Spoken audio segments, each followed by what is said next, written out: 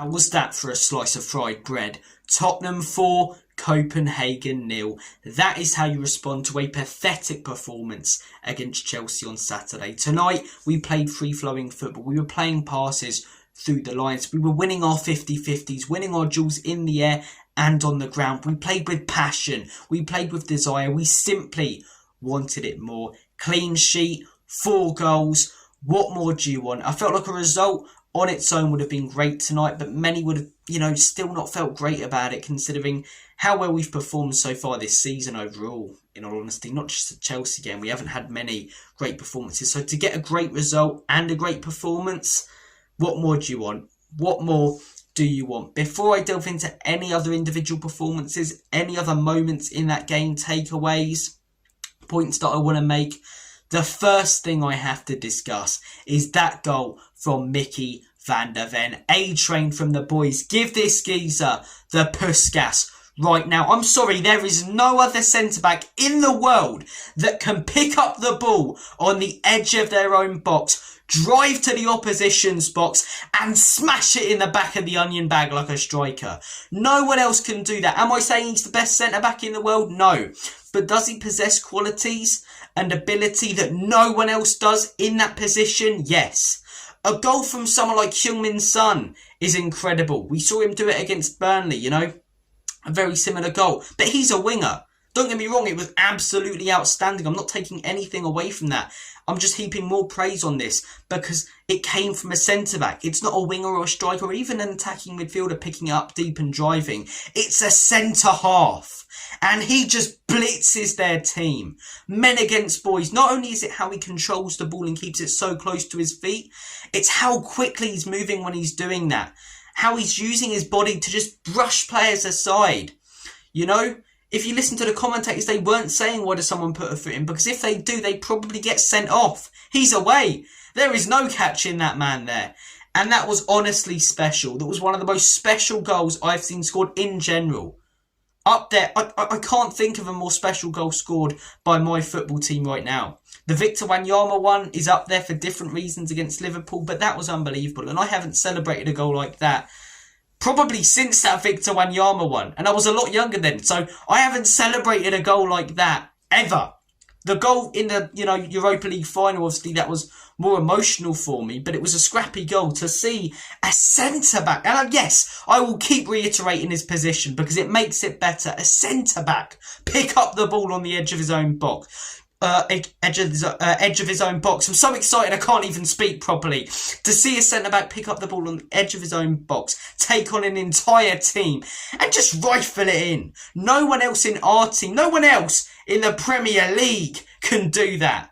No one. Incredible. He's a better finisher than any of our other players right now. I think he scored more goals this season than any of our other players. We're struggling right now with choosing the right striker. Put Mickey van der Ven up there. Unbelievable tonight. I've got to regain my composure because I want to come on here, analyse the game a little bit more, and I'm getting far too emotional. But then, that's what football's about, innit? You want to be emotional about your team. On Saturday, I was emotional for all the wrong reasons. Tonight, happy emotions. Happy tears, as parents would say when they cry in front of their children. First half. I thought in the first 20 minutes we were dominating possession. We were flowing a lot more though without João Paulinho. I've got to say that. And don't get me wrong, I think Paulinho is a massive asset. And I think in away games, when we're the team that want to sit in with a low block, you play him every single time. But in home games, I feel like you need midfielders that are going to progress the ball, that are going to play passes through the lines. And he just doesn't do that. It's not one of his qualities. He's the best tackler, I'd say, in the Premier League. No one else tackles like he does, but there's a reason Bayern didn't play him, and that's because he didn't fit into their system under Company. And this isn't me, bashing João Paulinho, because I think he's a fantastic player. I really do. I want us to sign him permanently next summer.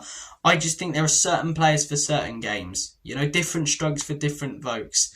And that doesn't even make sense. But I do feel like, Frank is an adaptable manager and you can adapt the players as well as the system and tweak, the choices that you make to the lineup as well as the formation week in, week out. And I feel like for home games going forward, maybe you don't play João Paulinho.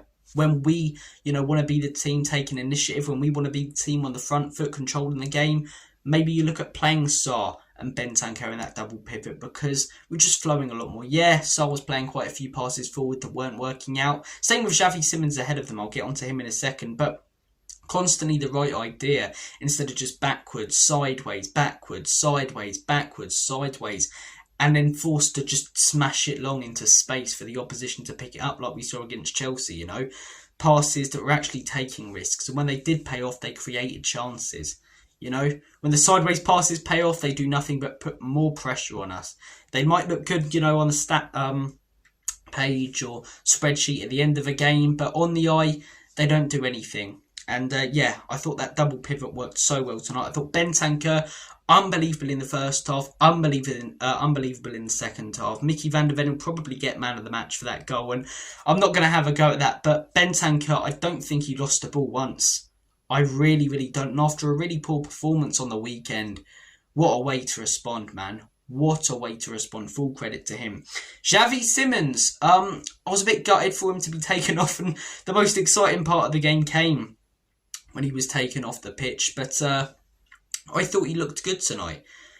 Does that change my opinion on him, you know, being a flop so far? No, because it's one good game. Do I think he was unbelievable? No. But it was the right idea tonight. And in those first 20 minutes, I think he lost the ball every time he tried to play it to the wingers.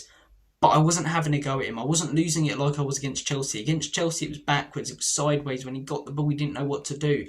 Tonight, it was the right idea. There was just a bit more flow in his game as well as the team's. And those passes did start paying off. Obviously, his first pass led to the goal from Jono at the end of the first half. Great finish by Johnson as well. I'll get onto his red card in a second. And then he had that ball in as well to Muani, that Muani should have finished in the second half, right at the beginning.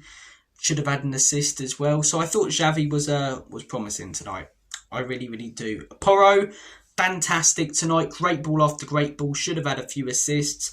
Romero, very, very solid as per usual. Udogie, very solid. I feel like Brennan Johnson didn't do anything apart from scoring the goal. I know people like him, and yeah, he does score important goals, but he didn't do anything. And then it's a bit of a silly sending off. Look, you can argue that his leg bounces off the grass, but at the same time, why is he diving in when we're 2-0 up? We've just gone 2-0 up.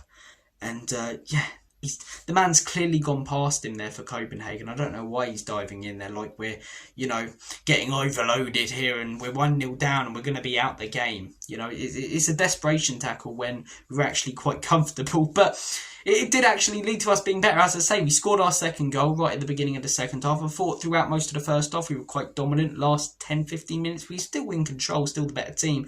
Copenhagen just creating a little bit more. Beginning of the first half they didn't really do anything, but we were just not flowing as much. And then we scored that goal. Muani should have had a couple of goals tonight. His finishing, not great. I've been waiting for him to get some chances to judge how good he is at finishing. As a striker, you want that. But I know that he can when I've seen what he's done at previous clubs. So I'll give him some time for that. The assist for the second goal is fantastic because he's really got to watch that ball. It's coming so slowly, but then at the same time he's got to scan his whereabouts, and he does it so well. He brings it down, then he's got to look for the pass or shoot. He chooses the right option to Odegaard, and good finish for Odegaard. Right place, right time. He had that, you know, one moment in the first half where he really drove into the midfield. He was good tonight. Just a team full of good performances, and a couple of performances that were great. Vicario even wasn't tested a lot tonight, but he came out a couple of times and claimed the ball. He never normally does that. That's one of my biggest criticisms of him. One of the fan base's biggest criticisms of him. But he looked a bit more muscular, a bit more commanding in that box tonight. And yeah, he was fantastic. And then, as I say, second half starts, get that second goal. Johnson goes in with that stupid tackle. We sit in a little bit more, but I think that favoured us because Copenhagen just went a little bit nutty, to be honest. They put their whole team in our half, and I'm thinking, why on earth are they doing that, you know?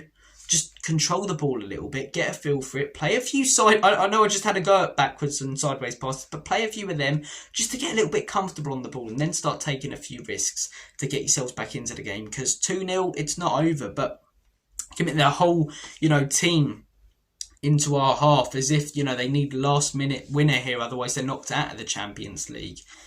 And then it was just so easy for us to pick them off. I mean, the Mickey van der Ven goal is something special. The second goal, great by Odegaard. Romero, this time, bombing forward, plays a brilliant ball across to Paulinho, who smashes it in. And yeah, rest of the game I thought we sat in quite well. The Richarlison thing leaves a bit of a sour taste in my mouth. He really pissed me off there. I get the strikers, are meant to be a little bit more greedy than players in other positions, but you've just come on. You've missed 2 absolute sitters, which he did as well. Porro put in 2 great crosses. And then Dane Scarlett does brilliantly, uses his body so well to earn a penalty, and Richarlison comes straight in and says, my penalty. I just think that shows that you're in it for yourself, mate. You're thinking about your stats and people criticising and questioning you more than you actually are your teammates, and how the club can benefit, how Dane Scarlett's confidence can benefit from getting a goal from a penalty that he earned from literally nothing. So he takes the penalty, steps up, hits the crossbar. I'm not so much annoyed that he missed the penalty. I'm more annoyed that he took it in the first place. I thought it was extremely greedy, extremely selfish. And it was purely because he knew that people would be criticising him because he missed those 2 chances. So he wanted it to read as Tottenham scored 5 goals and Richarlison scored 1 of them. Pissed me off that he did that, man. It really did. Left a bit of a sour taste in my mouth. But that sour taste I'm not going to let linger on the tongue for too long, So it was a night really just full of pleasure. That sounds weird. It was a night full of pleasure. It was why did I say that? It was a night full of great moments though. It's a great result. It's a great win. I've lost my head a little bit. It's a night full of pleasure for Tottenham. No, but honestly, it was a night full of great goals, great moments. Mickey van der Ven's goal really stood out. And yeah, felt like we needed a result and performance. We got both tonight. Very pleasurable. Guys, I'm going to make like a banana and split. Take care of yourselves. All the best. And as always and forever, come on, you Spurs.